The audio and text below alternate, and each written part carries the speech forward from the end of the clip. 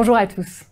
Plus que jamais, l'engagement des collaborateurs devient un enjeu stratégique des DRH et des directions générales. Nous assistons à un changement complet de paradigme, une remise en question du modèle employeur-employé, encore accéléré avec le Covid, autour d'un nouveau modèle de gestion stratégique des compétences et du collectif. Alors, qu'est-ce qu'un collectif quand chacun travaille de chez lui à l'autre bout de la planète ? Aussi, nous constatons, notamment à travers notre dernière étude EY menée auprès de plus de 350 professionnels de la fonction RH, une véritable crise de l'engagement. D'abord, des problématiques de guerre des talents et d'adéquation entre les profils sourcés et la culture de l'entreprise, avec un taux de turnover et de départ en période d'essai de plus en plus important.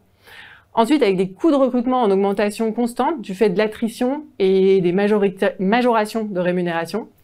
Enfin, avec des surveys en berne et des taux d'engagement diminuants, avec une chute de la performance des salariés qui montre le disconnect finalement entre marque employeur et la réalité du quotidien.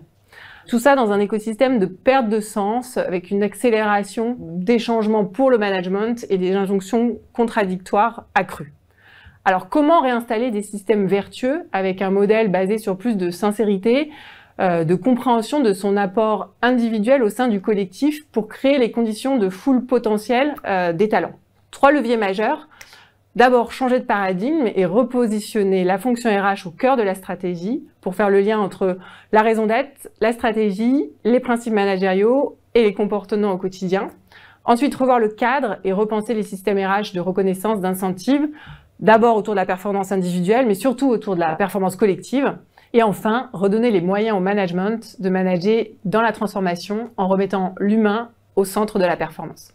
Beaucoup d'entre vous, à travers cette enquête, nous ont fait part de programmes passionnants autour de l'employé value proposition, de la promesse employeur, allant de la marque employeur jusqu'à la déclinaison concrète en politique RH. Et donc, j'espère vous retrouver bientôt pour vous présenter nos success stories et surtout le prochain épisode sur la RSE.